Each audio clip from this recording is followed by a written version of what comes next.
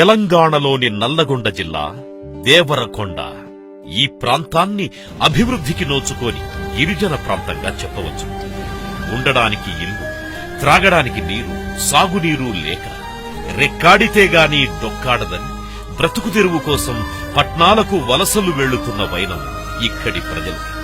ఏదో ఒకరోజు ఒక మంచి నాయకుడు రాకపోతాడా, మా బ్రతుకులు బాగుపడకపోతాయా అని కోటి ఆశలతో ఎదురు చూస్తున్న సమయంలో ఇక్కడే పుట్టి ఇక్కడే పెరిగి అందరి కష్టాల్లో తాను ఒకడై ప్రజా శ్రేయస్సే నా లక్ష్యమంటూ వచ్చాడు మన నాయకుడు శ్రీ నేనావత్ బాలునాయక్.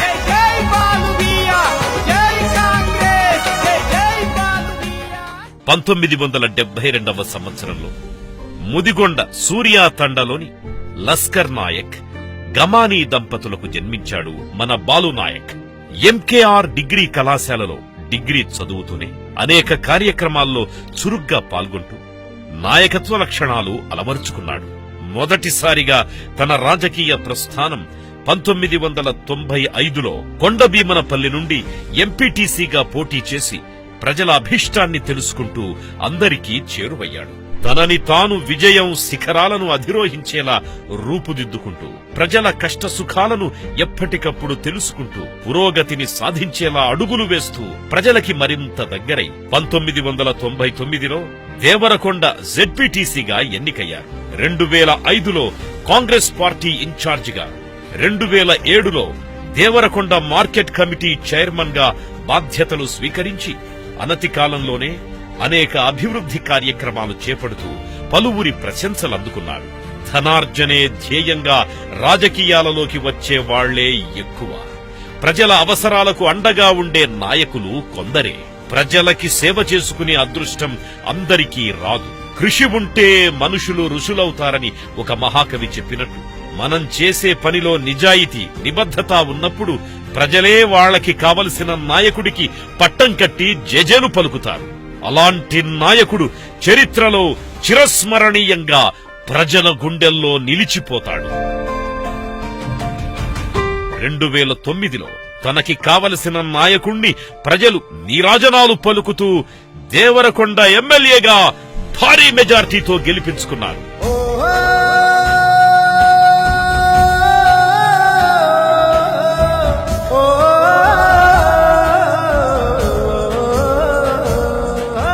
ప్రజలు తనపై పెట్టుకున్న నమ్మకాన్ని వమ్ము చేయకుండా అనేక అభివృద్ధి కార్యక్రమాలు చేపట్టారు మన బాలునాయక్. విద్య, వైద్య రంగంలో చాలా వెనుకబడి ఉండడంతో విద్యాభివృద్ధి కోసం రెసిడెన్షియల్ స్కూల్స్ మంజూరు చేయించారు. 30 పడకలున్న హాస్పిటల్ ని 100 పడకలుగా అభివృద్ధి చేసి ఆధునీకరణ వైద్య విధానాన్ని అందరికీ అందుబాటులోకి తెచ్చారు. వర్షాలు లేక పంట పొలాలన్నీ బీడు భూములుగా మారుతున్న తరుణంలో నక్కలగండి ప్రాజెక్టు తన హయాంలోనే రావడం, ఏకంగా 3 లక్షల ఎకరాలకు సాగునీరందుతుందని తెలిసి సంతోషం వ్యక్తం చేశారు ఇక్కడి ప్రజలు. 32/11 kV సబ్స్టేషన్స్ ని 4 మంజూరు చేయడం జరిగింది. నగర పంచాయతీగా ఉన్న దేవరకొండని మున్సిపాలిటీగా చేయడం, ఆర్డీఓ ఆఫీసుని తీసుకురావడం, సీసీ రోడ్లు, రోడ్డు వైండింగు, ఇలా మరెన్నో అభివృద్ధి కార్యక్రమాలు చేపడుతూ సుమారు 600 కోట్ల నిధులతో అభివృద్ధి పనులు జరిగాయంటే అది ఒక్క మన బాలునాయక్ గొప్పతనానికి నిలువెత్తు నిదర్శనం.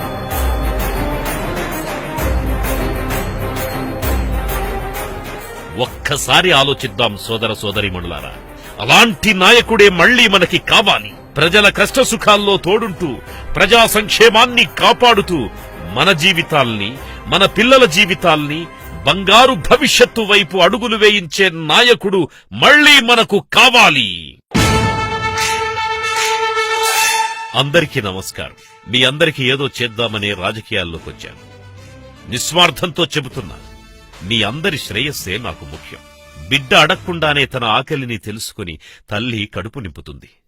మీరు కష్టాల్లో ఉన్నప్పుడు మీ కష్టాన్ని తీర్చే అమ్మనవుతాను.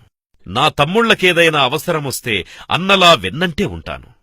నేనేదైనా పొరపాటు చేస్తే మీరు దండించేటప్పుడు మీ బిడ్డనవుతాను. నేను ఎల్లప్పుడూ మీవాణ్ణే. ఇట్లు మీ బాలునాయక్.